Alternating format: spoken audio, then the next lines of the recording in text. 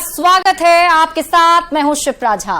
2024 के लोकसभा चुनाव से पहले हम लेकर आए हैं एक बेहद ही खास शो जिसका नाम है प्रधानमंत्री।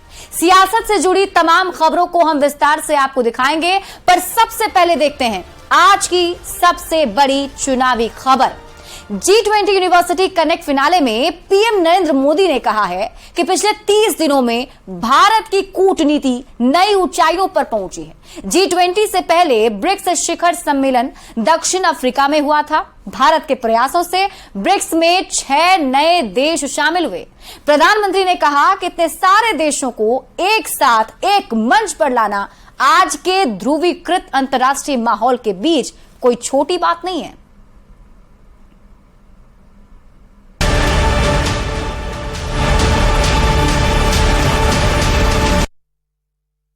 पिछले 30 दिनों में भारत की डिप्लोमेसी एक नई ऊंचाई पर पहुंची है।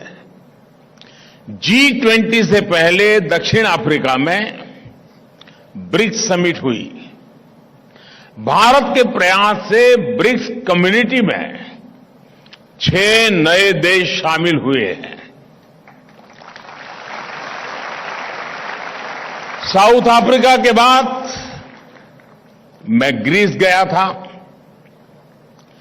ये 40 साल में किसी भी भारतीय प्रधानमंत्री की पहली यात्रा थी।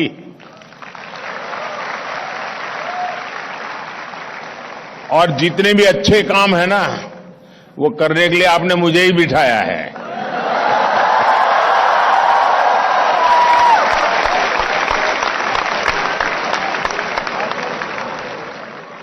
G20 समिट से ठीक पहले मेरी इंडोनेशिया में भी अनेक वर्ल्ड लीडर से मीटिंग हुई। इसके बाद G20 में इसी भारत मंडप में दुनिया के लिए बड़े बड़े फैसले लिए गए। आज के पोलराइज्ड इंटरनेशनल एटमॉस्फेयर में इतने सारे देशों को एक साथ एक मंच पर लाना छोटा काम नहीं है दोस्तों। और अब बात करेंगे मुख्यमंत्री नीतीश कुमार की। नीतीश कुमार आज एक बार फिर से एक्शन में दिखाई दिए। नीतीश कुमार आज सबसे पहले अचानक विकास भवन पहुंचे। मुख्यमंत्री के पहुंचते ही सचिवालय में अफरा तफरी का माहौल बन गया। अधिकारी और मंत्रियों को जैसे ही जानकारी मिली कि विकास भवन सीएम पहुंचे हैं, नीतीश कुमार ने शिक्षा विभाग का सबसे पहले जायजा लिया। सीएम के पहुंचने के बाद शिक्षा मंत्री और अधिकारी भी पहुंचे। विकास भवन के बाद से नीतीश कुमार विश्वेश्वरैया भवन पहुंचे। यहां भी उन्होंने भवन निर्माण मंत्री अशोक चौधरी से मुलाकात की। हालांकि अशोक चौधरी थोड़े लेट थे, वो भागते भागते वहां पहुंचे और फिर से नीतीश कुमार मुख्य सचिवालय पहुंचे। यहां भी नीतीश कुमार एक्शन में नजर आए। नीतीश कुमार ने कर्मचारियों और अधिकारियों को समय पर आने की एक बार फिर से नसीहत दी है।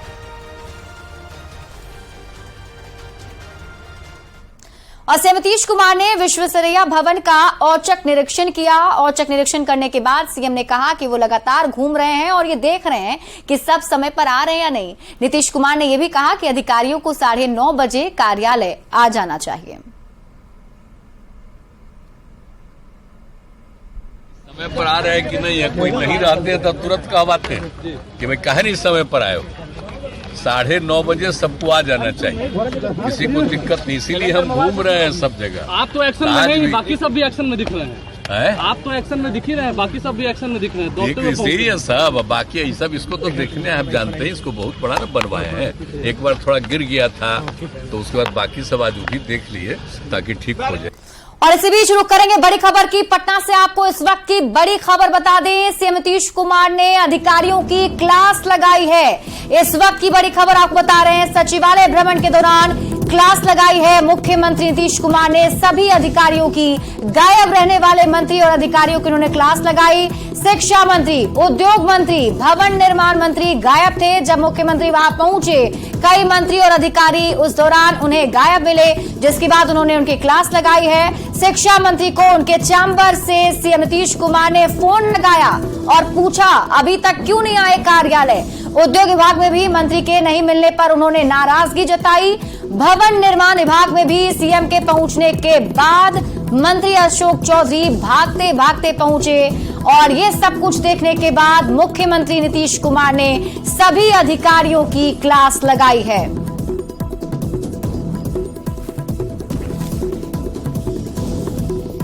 बात करते हैं जेडीयू सांसद सुनील कुमार पिंटू से। पिंटू जी, मुख्यमंत्री नीतीश कुमार काफी सक्रिय नजर आ रहे हैं आजकल, अलग अलग विभागों में जा रहे हैं, वहां पर देख रहे हैं कौन व्यक्ति समय से आया है नहीं आया है। देखिए, माननीय मुख्यमंत्री नीतीश कुमार जी हमेशा सक्रिय रहे हैं। उनका परिवार ही बिहार की जनता है, तो सिर्फ अकेला मुख्यमंत्री की जवाबदेही नहीं होती है, बल्कि सभी उनके सहयोगी मंत्रियों की भी उतनी ही जवाबदेही होती है जितनी मुख्यमंत्री की होती है। माननीय मुख्यमंत्री जी ने बहुत अच्छा किया कि सभी मंत्रियों के चैम्बर तक पहुंच रहे हैं, उनसे ये जानना चाह रहे हैं कि आप हैं या नहीं, आप जनता की सेवा के लिए जो आपने संकल्प लिया और आपने ओथ लिया है, उस ओथ के मुताबिक, उस संकल्प के मुताबिक आप कार्य कर रहे हैं या नहीं। आखिर सभी का एक ही व्यू है कि हम जनता की सेवा करें। बिहार की जनता ने जो माननीय मुख्यमंत्री पर विश्वास दिया है, उस विश्वास को कायम रह सके। मुख्यमंत्री पार्टी के भीतर भी काफी सक्रिय नजर आ रहे हैं। राष्ट्रीय अध्यक्ष पार्टी के ललन सिंह हैं, लेकिन मुख्यमंत्री खुद अपने घर पर आप लोगों से मुलाकात किए, एक्स एमपी एक्स एमएलए से मुलाकात हुई, अलग अलग प्रकोष्ठ प्रवक्ताओं से मुलाकात हो रही है। सक्रियता है इलेक्शन को लेकर के, लेकिन अटकलें भी कई तरह की लगती हैं उनके कुछ बातों को लेकर के। देखिए, कोई किसी भी प्रकार की कोई बातें नहीं है। माननीय मुख्यमंत्री जी हमेशा से सक्रिय रहे हैं, चाहे वो पार्टी से हो चाहे सरकार में हो। पार्टी के कार्यकर्ताओं की भी बड़ी इच्छा रहती है कि हम जाएं तो मुख्यमंत्री जी से मुलाकात हो, क्षेत्र की समस्या बतलावे, क्षेत्र का फीडबैक दे उनको। इसलिए माननीय मुख्यमंत्री जी अब पूरी तरह समय निकालकर चाहते हैं कि हम कार्यकर्ता से भी मिले, जनता की से भी मिले और सारे मंत्रालय जनता की सेवा सही ढंग से कर सके, इसकी भी मॉनिटरिंग होती रहे। कुछ अटकलें जो लगाई जाती हैं उसमें कोई दम नहीं आपको लगता है? जी नहीं, कोई दम नहीं है। सारे अटकलों में माननीय मुख्यमंत्री जी लगातार बिहार की जनता और जनता के विश्वास पर उतरने की कोशिश में। बहुत बहुत धन्यवाद। तो ये थे जेडीयू सांसद सुनील कुमार पिंटू। कैमरामैन चंदन पटवाल के साथ अमितेश सिंह, न्यूज 18 दिल्ली। नीतीश कुमार के एनडीए में शामिल होने को लेकर कई तरह की अटकलें लग रही थीं। कोई उन्हें आईएनडीआईए गठबंधन से दूर तो कोई एनडीए से नजदीक बता रहा था, लेकिन सीएम नीतीश कुमार ने इन सभी अटकलों पर चुप्पी तोड़ी है और इसका जवाब दिया है। नीतीश कुमार ने दो टूक कह दिया कि अब उन्हें एनडीए में नहीं जाना है, आईएनडीआईए गठबंधन को मजबूत करना है।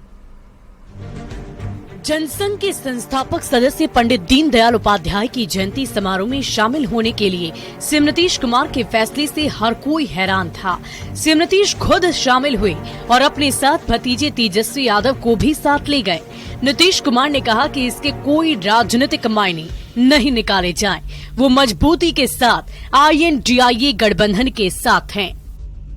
ये सब हम नहीं करते, हम सबको मना करते हैं। ये सब कहने की जरूरत नहीं है। सब एकजुट होकर के काम करेंगे, मिलेंगे और उसके बाद कोई भी फैसला होगा। कमेटियां बन गई, मीटिंग हो रही है और हम इस काम में उन लोगों को सुझाव दिए हुए हैं, लगे हुए हैं कि जरा तेजी से अंदरूनी बात करके उसको डिसाइड करें। तो हम लोग उसी में लगे हुए हैं, तो इसलिए अभी मत चिंता करिए कि कोई अलग बैठक होगी। नीतीश कुमार ने आज उन अटकलों को भी खारिज कर दिया जिसमें उनके एनडीए में जाने की कयास लगाए जा रहे थे। सीएम ने साफ साफ कह दिया है कि एनडीए में फिर जाने की बात फालतू की बात है, वास्तविकता से इसका कोई लेना देना नहीं है। बात में सच्चाई है क्या कि आपका लगाव एनडीए की तरफ ही आ रहा है? क्या एनडीए के तरफ लगाव आपका क्या चल रही है? क्या फालतू बात चर्चा चल रही है? छोड़िए ना भाई, इसको क्या चर्चा करते रहना है। आप जान रहे हैं हम कितना बात अपोजिशन को एकजुट करने को हम लगे रहे, कितना बड़ा उपलब्धि हो रही है, कितना बड़ा काम हो रहा है, कौन क्या करता रहता है, उससे हमको क्या नजर है। सीएम नीतीश के बयानों से साफ है कि उनका मन अब नहीं बदलने वाला है। सीएम नीतीश के बयानों से साफ है कि उनका मन अब नहीं बदलने वाला है। वो मजबूती से अब आईएनडीआईए के साथ खड़े हैं। आनंद अमृतराज, न्यूज 18 पटना। तो सीएम नीतीश कुमार ने दो टूक जवाब दे दिया है और नीतीश कुमार के इस बयान के मायने क्या हैं हम आपको ये समझाते हैं। तो क्या नीतीश कुमार के बयान से ये समझा जाए कि अब नीतीश और बीजेपी में कभी भी दोस्ती नहीं होगी? ये सवाल और इसलिए उठ रहे हैं क्योंकि नीतीश कुमार ने साफ तौर पर कह दिया है कि वो बीजेपी के साथ अब कभी नहीं जाएंगे। नीतीश कुमार के इस मायने को समझिए। नीतीश कुमार को लेकर सियासी गलियारों में चर्चा तेज है। नीतीश कुमार की INDIA से दूरी बढ़ रही है, ये चर्चाएं चल रही थी। नीतीश कुमार एनडीए के नजदीक आ रहे हैं, ये भी कहा जा रहा था। G20 की बैठक में नीतीश कुमार की पीएम मोदी से मुलाकात हुई। पीएम मोदी के साथ नीतीश कुमार मुस्कुराते हुए नजर आए, लेकिन नीतीश कुमार सभी सियासी अटकलों पर विराम लगा रहे हैं। लेकिन सियासत में विराम जैसा कुछ भी नहीं होता है। बयानों के ठीक उलट सियासत चौंकाने वाली होती है। आखिर नीतीश कुमार बार बार क्यों सफाई दे रहे हैं, बार बार क्यों कह रहे हैं एनडीए से उनका रिश्ता टूट चुका है? इस बयान के पीछे भी सियासी राज छिपे हो सकते हैं। नीतीश कुमार के मन में क्या चल रहा है ये कोई नहीं जानता। वो बयान कुछ और देते हैं और कदम कुछ और उठाते हैं। सियासत में उनके सियासी चाल से हर कोई वाकिफ है। नीतीश कुमार से जब भी सवाल होते हैं वो खारिज कर जाते हैं, लेकिन नीतीश कुमार कुछ ऐसा कदम उठाते हैं जिससे अगले सियासी कदम के बारे में चर्चा हो। नीतीश कुमार हमेशा सियासी सुर्खियों के केंद्र में होते हैं। दरअसल नीतीश सियासी के खेल में माहिर हैं और जिस गठबंधन में रहते हैं वहां प्रेशर पॉलिटिक्स बनाए रखते हैं, गठबंधन के साथियों पर दबाव बनाए रखते हैं और इसलिए बार बार कहते हैं कि एनडीए में नहीं जाएंगे। लेकिन राजनीति में और दोस्ती और दुश्मनी शब्द नहीं होता है। नीतीश कुमार दीनदयाल उपाध्याय की जयंती में शामिल हुए, लेकिन ओम प्रकाश चौटाला की रैली से दूरी बना ली। नीतीश कुमार के इन कदमों पर सवाल तो उठेंगे ही, चर्चाएं तो होंगी ही। नीतीश कुमार बयान देते रहे, लेकिन चर्चाएं थमने वाली नहीं है। क्या नीतीश कुमार किसी उलझन में है? ये बड़ा सवाल अभी बना हुआ है।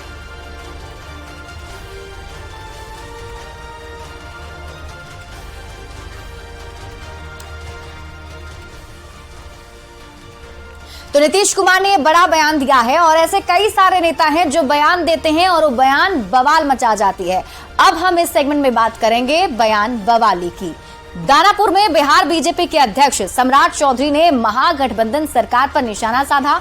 सम्राट चौधरी ने कहा कि बीजेपी के कार्यकर्ता जोश में हैं। उन्होंने कहा कि 2024 में नरेंद्र मोदी के नेतृत्व में सरकार बनेगी और 2025 में बिहार में बीजेपी की सरकार बनेगी। बिहार बदलाव की ओर खड़ा है और भाजपा के कार्यकर्ताओं ने संकल्प लिया है, जो मैं देखता हूं, और जो उत्साह और जोश आपका मैंने देखा, स्पष्ट झलकता है कि 2024 में फिर से नरेंद्र मोदी की सरकार बनेगी और यही ताकत रही और लगातार सभी कार्यकर्ता साथी मिलजुल कर आगे बढ़े। तो एकदम स्पष्ट रहिए, भाजपा की सरकार बनाओ और जनता को गारंटी दीजिए, भाजपा की सरकार बनी या तो अपराधी पाताल में होगा, नहीं तो नेपाल में होगा, इसकी गारंटी। और प्रधानमंत्री के शो के आखिर में देखते हैं फटाफट अंदाज में चुनाव से जुड़ी 24 बड़ी खबरें। चुनावी 24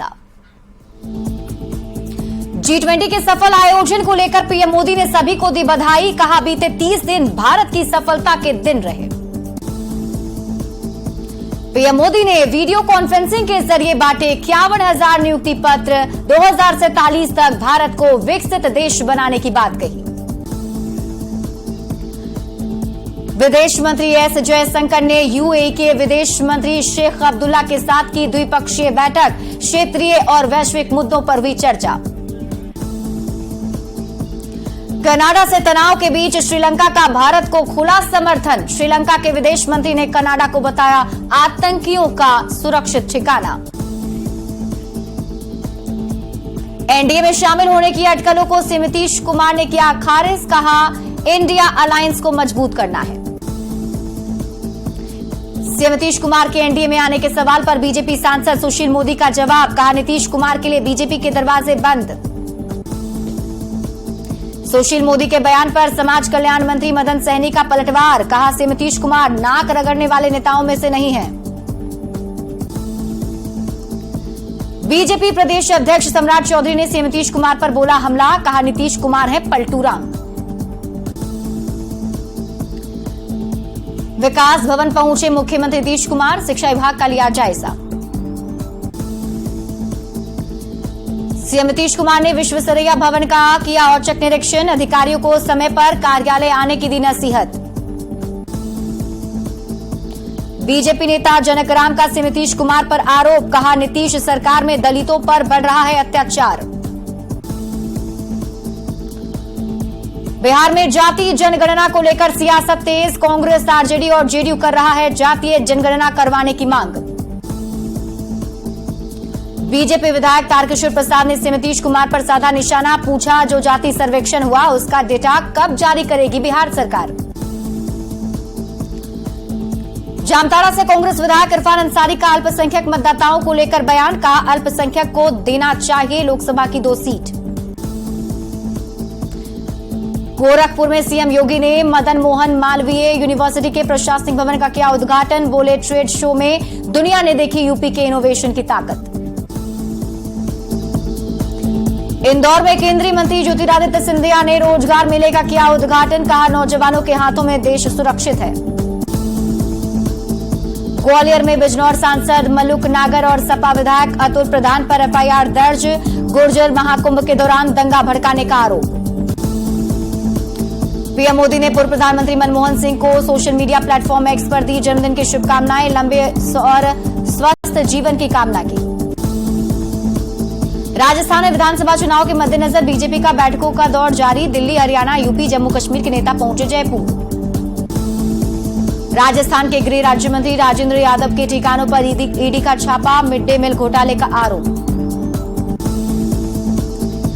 बिलासपुर में बीजेपी नेता मीनाक्षी लेखी का छत्तीसगढ़ सरकार पर आरोप, कहा 2 रुपए किलो का खाद 10 रुपए किलो में बेच रही सरकार। एमपी विधानसभा चुनाव के लिए बीजेपी ने जारी की 39 उम्मीदवारों की लिस्ट, 3 केंद्रीय मंत्री समेत 7 सांसदों को मिलेगी टिकट। कांग्रेस सांसद रणदीप सुरजेवाला का बीजेपी पर हमला, कहा कांग्रेस के डर से केंद्रीय मंत्रियों को मैदान में उतार रही बीजेपी।